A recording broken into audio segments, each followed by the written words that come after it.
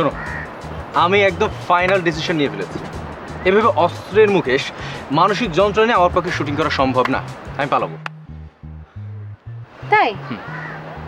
আর আমি কি করব?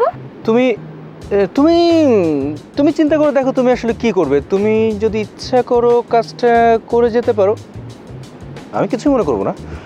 ওয়াও! আমাকে বাঘের মুখে ফেলে আমার বয়ফ্রেন্ড, আমার লাভার, আমার প্রেমিক পালিয়ে যেতে যাচ্ছে, তাই না? আচ্ছা, প্রেম করার সময় যে মিষ্টি মিষ্টি কথাগুলো বলেছিলে সেগুলি কোন স্ক্রিপ্ট থেকে মেরেছো? না, কেন স্ক্রিপ্ট থেকে মারতে যাবো? এটা তো রিয়েল কথা ছিল। কিন্তু আসলে হচ্ছে কি জানো, মানে আমি তোকে বোঝাতে পারিনি। দেখো, তুমি আমাকে আর কিছু বলো না। তোমার কোনো কথা আমি শুনতে চাই না, কারণ আমি জানি তুমি কি বলবে। থ্যাঙ্কস টু ফালুদা যে সে আমাকে দেখিয়ে দিয়েছে যে মানুষ যখন বিপদে পড়ে তখন অন্য মানুষের আসল চেহারা দেখা যায়, এবং সেই আমাকে তোমার আসল রূপটা দেখিয়ে দিয়েছে। ওহ নিশিতা, আমি তোমাকে বোঝাতে পারছি না, তুমি শুধু শুধু আমাকে ভুল বুঝছো। মূল ঘটনাটা আমি তোমাকে বলি যে এইখানে শুটিং করছে ঠিক আছে, কিন্তু ব্যাপার হচ্ছে এই যে যন্ত্রণা, এই যন্ত্রণা থেকে উদ্ধার হওয়ার জন্য কথা বলছি। আমি তো বলি না যে তুমি আমার সঙ্গে যাবে না। আমি বলছি সরি, আসলে আচ্ছা আপনারা কি রিহার্সাল করছেন নাকি ঝগড়া করছেন আমরা ঠিক বুঝতেই পারছি না, নতুন তো। আইমে, তোমাকে না আমি বলেছি যে তুমি বারবার আমাদের দুজনের মাঝখানে আসবে না? তোমাকে কথা বললে কি তুমি বুঝতে পারো না? আর তুমি কি এতক্ষণে এটা টের পাওনি যে তোমাকে আমরা কেউ লাইক করছি না? কেন লাইক করেন না? আমি তো আপনাদের কোনো এই মেয়ে, আমি এখন বুঝতে পারছি এই সব কিছু ঘটনার মূল হচ্ছিল তুমি। শুধুমাত্র তোমার কারণে তোমাকে একটু সুযোগ করে দেওয়ার জন্য আমাদেরকে ফাঁসানো হয়েছে। আর এখন এখন তোমার কারণে আমাদের প্রেমটা এখন ভেস্তে যেতে শুরু করেছে। Sorry, I am so sorry. Shahed ভাইয়াও যাওয়ার আগে এরকম কিছু একটা বলে গিয়েছিল। জানেন, আমার না ভীষণ মন খারাপ শাহেদ ভাইয়া চলে গিয়েছে যে, সেজন্য।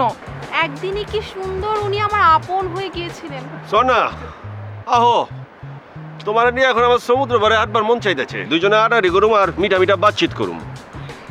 আমি যাব না। যাইবে না গেলা? তোমার তখন শুটিং নাই কা? আহো। আমি না বলেছি। তোমার সাথে আমি আর কখনো যাব না, কখনো চলবো না। আবে আলে কয় কি? ফালুদার মুখের সামনে আমতে কথা কইলো। এটা নামাও, পিস্তল নামাও। আমার সামনে আর পিস্তল নাচাবে না। তোমার এই অস্ত্র দেখে অন্যরা ভয় পেতে পারে, কিন্তু তোমার পিস্তল নাচানো দেখে আমি ভয় পাই না। ডরাও না? ঠিক আছে, মাইনে নিলাম, ডরাও না। মগার তোমার লগে যে আমার একটা মহব্বতের সম্পর্ক আছে, আছে তো? না, তোমার সঙ্গে আমার কোনো ধরনের ভালোবাসার সম্পর্ক নেই। বহুত বাড়াবাড়ি করবার লাগছে সোনা। টেম্পার কিন্তু একবার হাই হবার লাগছে। কোন সময় ফুটাই দিমু টেরও পাইবা না। তোমার ওই পিস্তল নাচানি আমার ভালো লাগতো, তাই বলে সেটাকে ভালোবাসা বলা যায় না। তুমি একটা সন্ত্রাসী, সন্ত্রাসীকে কখনো ভালোবাসা যায় না। আমি ডিসিশন নিয়েছি, আমি এখন থেকে মিডিয়াতে কাজ করব, সিরিয়াসলি কাজ করতে চাই। শাহেদ ভাইয়া বলে গিয়েছে এই শিল্প সংস্কৃতিতে অস্ত্রের কোনো ভূমিকা থাকতে নেই। শাহেদ আসলে ঠিক কথা বলে গেছে।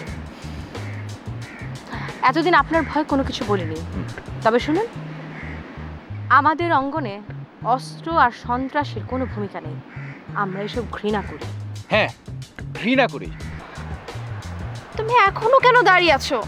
এখান থেকে যাও। আমি এদের সঙ্গে থাকবো, তোমার মতো কোনো সন্ত্রাসীর সাথে নয়।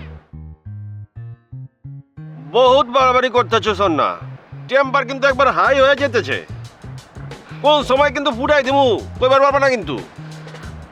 আমি তোমার সঙ্গে যাব না। আমি কতবার বলবো তুমি এখান থেকে যাও? তোমাকে তো আমি বলেছি আমি এদের সঙ্গে থাকবো, অস্ত্রের সাথে নয়।